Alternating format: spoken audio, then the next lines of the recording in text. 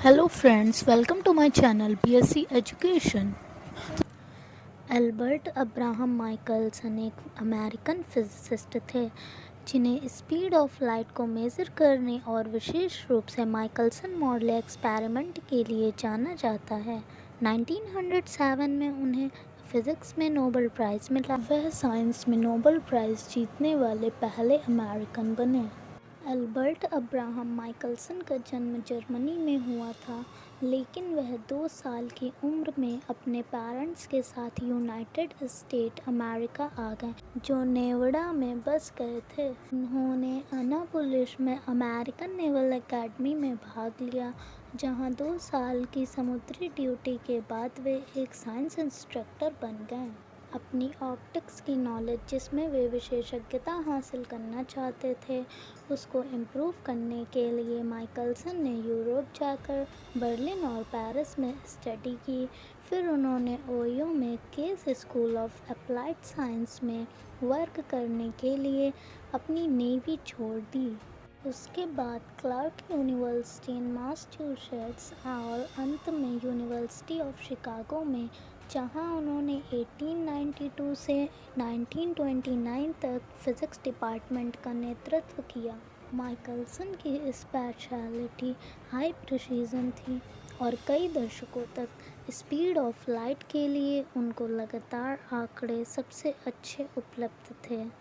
उन्होंने एक विशेष spectral line के वेवलेंथ के संदर्भ में मीटर को फिर से डिफाइन किया और एक इंटरफेरोमीटर तैयार किया, जो एक स्टार के डायमीटर को निर्धारित कर सकता है। माइकलसन की सबसे महत्वपूर्ण अचीवमेंट 1887 में एडवर्ड मॉडले के सहयोग से की गई ईथर के माध्यम से पृथ्वी की गति को मापने के लिए एक प्रयोग था, जो ब्रह्मांड में व्याप्त एक हाइपोथेटिकल मीडियम था जिसमें प्रकाश की वेव्स होने वाली थीं। ईथर की धारणा उन दिनों से हैंगओवर थी जब लाइट वेव्स को इलेक्ट्रोमैग्नेटिक के रूप में पहचाना जाता था, लेकिन उस समय कोई भी इस विचार को त्यागने को तैयार नहीं कि प्रकाश किसी प्रकार के संदर्भ के यूनिवर्सल फ्रेम ऑफ रेफरेंस में फैलता है। ईथर के माध्यम से अर्थ के मोशन को देखने के लिए माइकलसन और मॉडले ने हाफ सिल्वर मिरर द्वारा गठित पेयर ऑफ लाइट बीम्स का उपयोग किया, जैसा कि फिगर में है।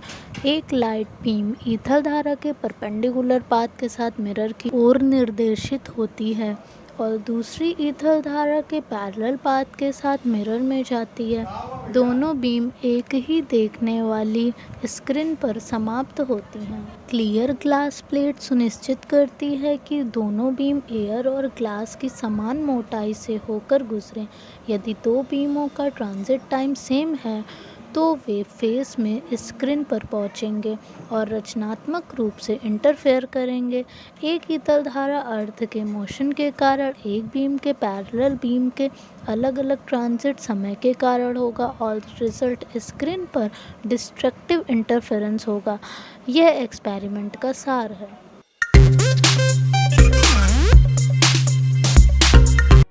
Here we have source of sodium lamp S and vertical arm PB is L and the mirror M1 and M2 and the telescopes T and T dash.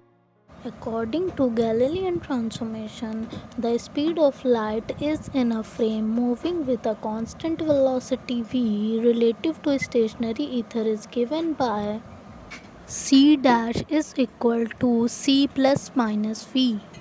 The relative velocity between Earth and ether could be determined by measuring the time difference between two cases. If the apparatus is at rest in ether, the two waves reflected and transmitted would take equal time to return to P, but actually the whole apparatus is moving with Earth. Consider the direction of motion of the Earth in the direction of initial beam of light P2A. Due to the motion of apparatus with Earth, the position of reflections from the mirrors and the paths of the ray are shown by the dotted lines. In this case, the time taken by the two beams to return to P would not be the same. This time difference may be calculated as follows. Total path travelled by reflected beam PB dash P dash PB dash plus B dash P dash is equal to PB dash. Now from triangle POB dash we get the equation number first. If T is the time taken by beam to reach from P to mirror M2, then PB dash is equal to CT and BB dash is equals to VT. Hence equation first gives C square T square is equal V square T square plus L square. Then T is equal L upon under root C square minus V square. If T1 is time taken by reflected ray to travel total path, then T1 is 2L by C1 plus V square by 2C square. The transmitted ray has velocity c minus v relative to apparatus from P to A and c plus v from A dash to P dash. Therefore, total time taken by transmitted beam T2 is equal to L upon C minus V plus L upon C plus V. After solving the equation, we get equation number 3rd. The time difference is delta T is equal T2 minus T1. The value of delta T find out with the equation 2nd and 3rd. Delta T is LV square by C cube. Therefore, corresponding path difference is LV square upon C square. If the whole apparatus is turned through 90 degree, the arm PB will become optically longer than arm PA by an amount of LV square upon C square. Therefore, after rotating the apparatus through 90 degree, the total path difference between two beams is 2LV square by C square. This path difference shifts the fringe pattern in telescope T through a number n given by n is 2LV square by C square lambda, where lambda is the wavelength of light used. In Michelson-Morley actual experiment, we get the value of n is 0.4. This displacement of fringe could be detected very easily by Michelson-Morley experiment, but they could detect no fringe shift. They repeated the experiment at different times of the day during different seasons, but no fringe shift was observed. This indicates that the relative motion between the Earth and the ether is 0. Negative results of Michelson-Morley experiment.